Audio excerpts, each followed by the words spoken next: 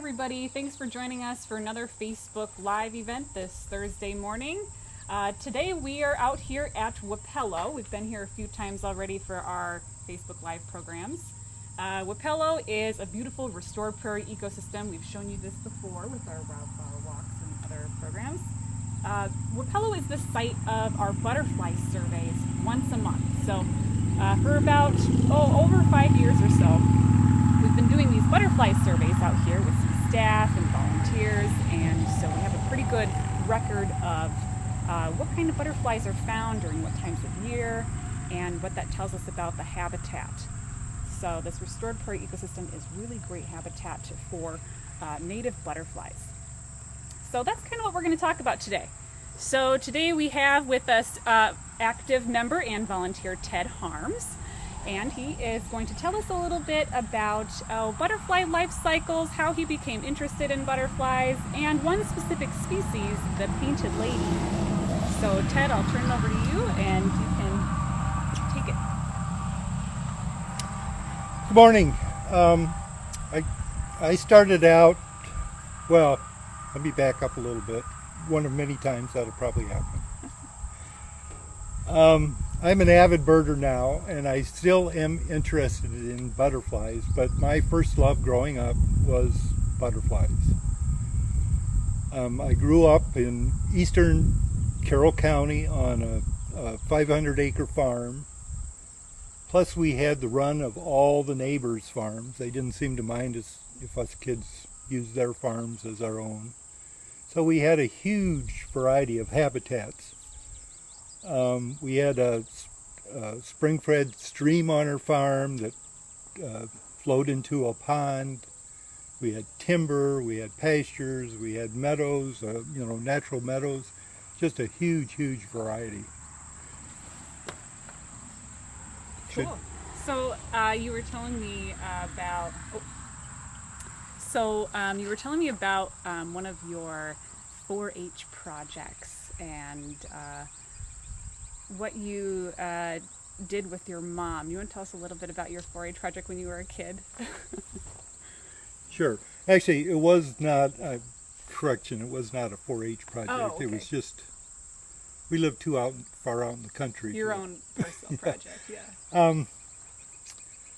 So I was interested in butterflies, and I remember having a butterfly book, and to this day, I don't know where it came from. Was it something Mom had? Was it something she saw an interest in me or in my interest in butterflies and bought it? I, to this day, can't remember. She did help me along, though. She helped me build, or showed me how to build a drying board. I used to kill butterflies, which I definitely don't do now. But to display them, I'd put them on this board and spread their wings out and pin them in place so they dry that way. She used to buy me carbon tetrachloride, which is a banned substance now, and it's probably altered my brain for the rest of my life. But I had a jar that I would put some of that chemical on and put the butterfly in a jar and put the chemical on a cotton ball and drop that in the jar, and that's how I would kill them. Wouldn't do that now. Cool. So do you want to tell us a little bit about the one specific species, the painted lady? You were telling me about how common it is. You want to say a few things about that? Sure. So the painted lady is the most widespread butterfly. I should say that everything I say like this has a caveat that science is still evolving. We still are finding out new things, but painted ladies are found on every continent except the Antarctic, and then depending on what source you go to, some say they're not found in Australia, some say they are. Some say they're not found in South America. Some say they're found in the northern section of South America. But every other continent, they have a very stable population on. The painted ladies are really a unique butterfly. First of all, they're so widespread.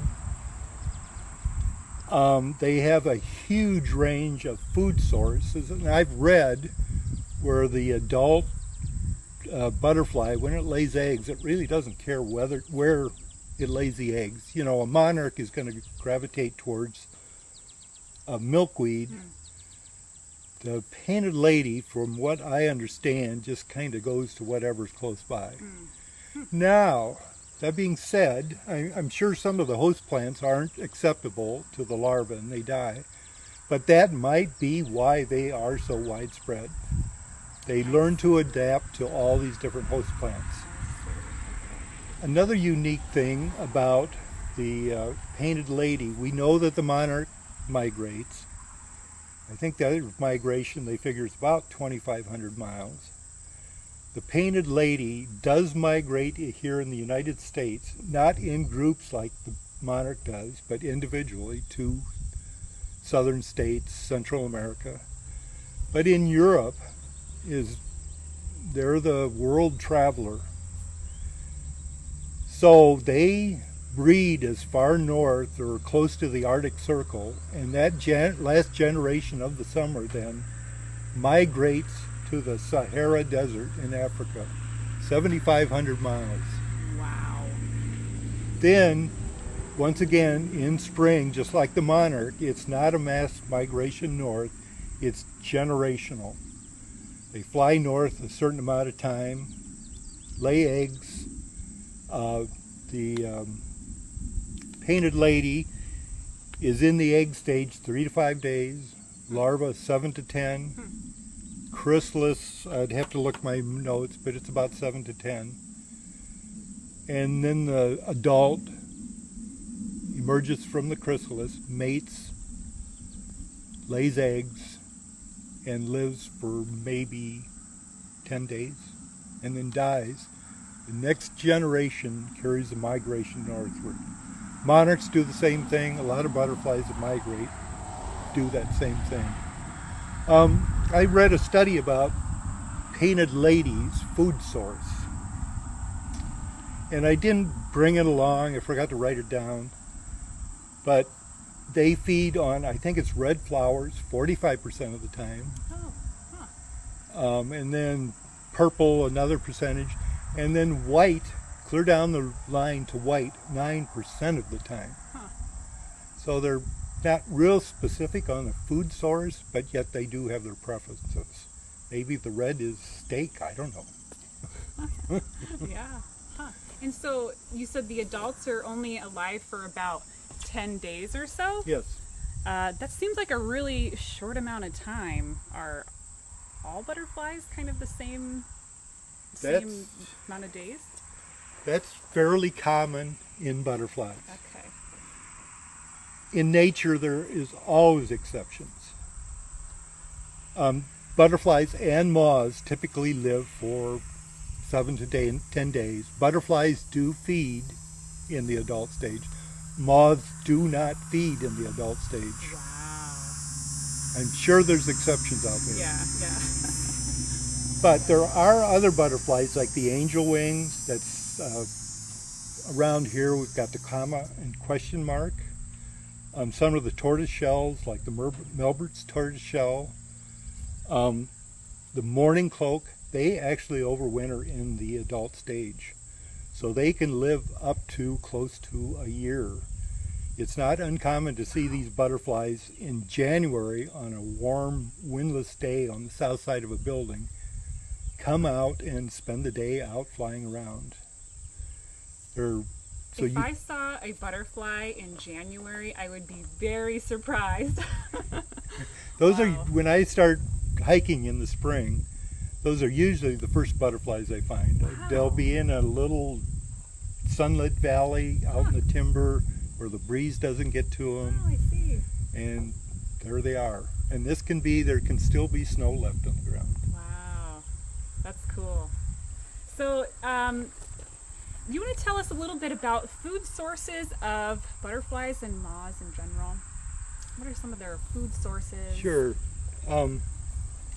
So we know the monarch is pretty specific about the milkweed, and I'm sure there's other species that are that way, but most species have a fairly wide range of food source. The black cherry is the most used tree as a food source. But some of the other food sources or ways to find a butterfly, mud puddles are a good spot. They supposedly are sucking up the minerals brought to the surface by the water. Okay. Some butterflies like dung piles, cow pies, you know. Some like dead animals. They get their nutrients from rotting animals. So there's a real wide range. You know, and then flowers are a huge source. But, and this is true with bees, the bees I have, not all flowers are good for butterflies. Bees don't go to all flowers and help pollinate, and butterflies are the same way. There's certain flowers, Okay. each species may have different colors, like the painted lady.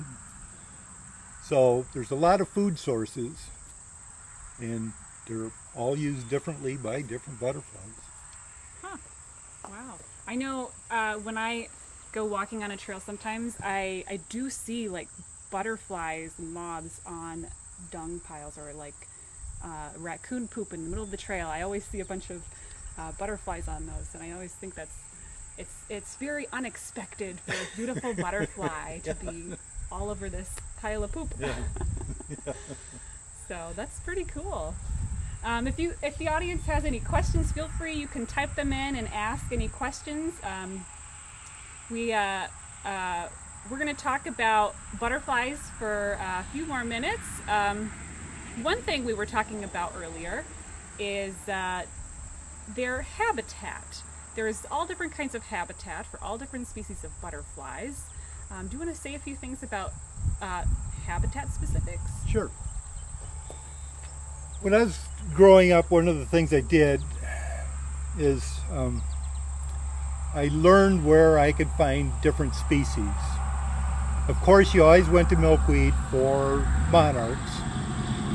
And monarchs, I used to be able to find the eggs. I'd take them in the house, put them in a jar with holes in the top. I'd watch them real closely until the eggs hatched, and then I would start feeding them. You know, Dad had chores I had to do every day for the livestock. Well, I also had my own livestock I had to do chores for.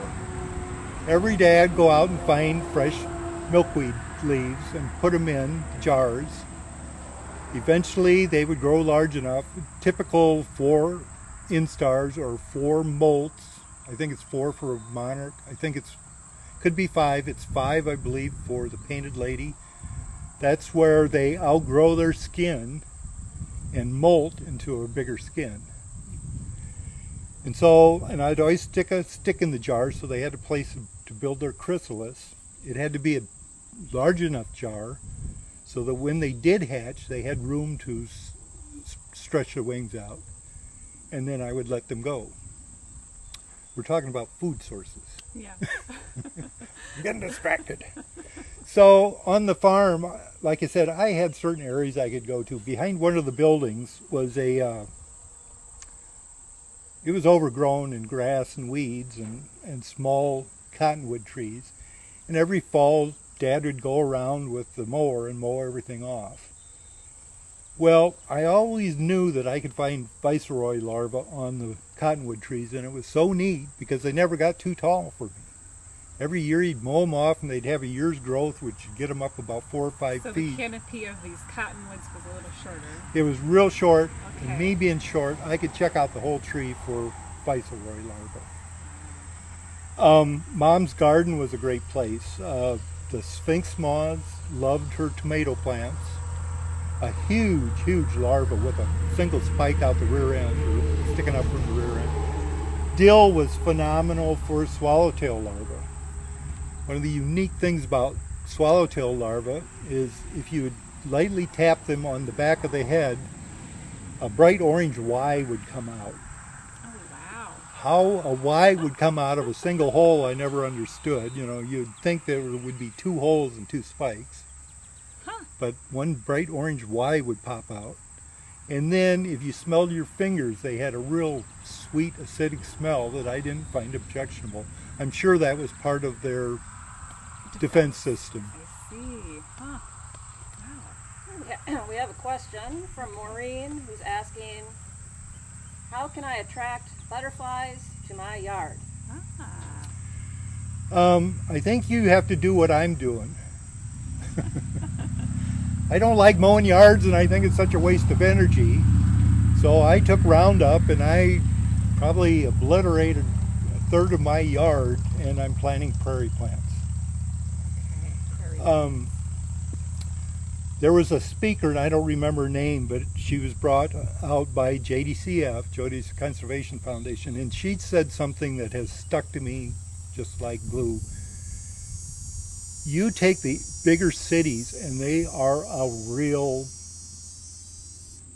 desert for species. Mm-hmm. She said there's such a simple way to change that by planting flowers or food sources in your yard.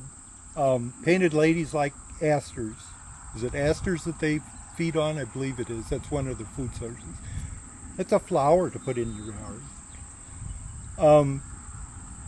If you want to be host to a certain species, find out what their host plants are and plant those. A lot of them are flowers, so you get the enjoyment of the flowers. You get the larvae growing on them, and then you get the butterflies feeding on the flowers. Don't like mow that. your yard. Let it grow wild. Yeah. So planting some food sources Yes. instead of mowing your lawn. Yeah, plant some food sources. And I know that a lot of, like Ted would probably suggest, native plants, just because the native species that are already here are already adapted to those plant species. And when you do that, you're going to get a higher diversity of things that are already adapted to that kind of a habitat or an ecosystem. That's a good question. If anybody else has any more questions, feel free to type them in, and you can ask any questions you have. We have someone asking, why did you use Roundup? That's a brutal, unfortunate way. I understand that. But it's the quickest way to start with a new canvas for a prairie. You need to kill grass. I've just applied my second coat of Roundup. I hate the thought of it, I know. And I may have to apply a third coat. I need to kill everything that's growing in that area for my prairie. Come the 1st of November, I'll seed the prairie plants, and I'll lightly rake them in. There isn't other ways to do that. I'd also looked at a lot of these seeds.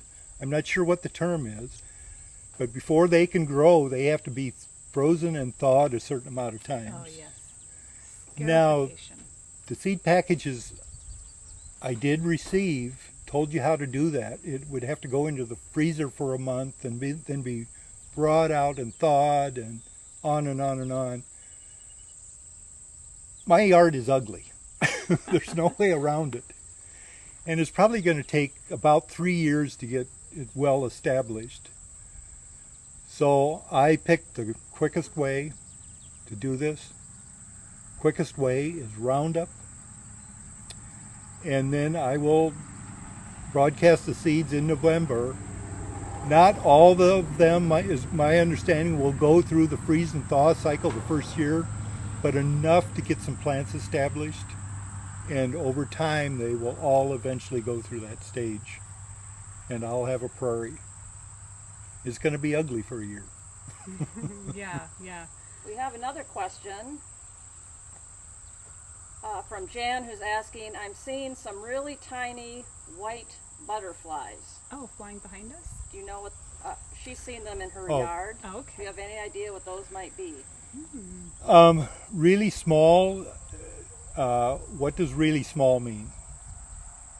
I mean, are they the size of a dime? Size of a quarter? If they're the size of a quarter, they could be some of the sulfur butterflies. If they're really small, are they really white? You've got the hair streaks, which are size of a dime or maybe even smaller. Their undersides are a real pale blue, and they can look rather white. And what is that one called? It's a member of the hair streak Okay. family. Eastern blue is one of them. Okay. Okay. They're very small. They're edge of a forest. Well, I shouldn't say that. I've seen them in forests. And then, are you kicking up some of the small white moths? White moths are more common. Are you kicking them up out of the yard as you walk through?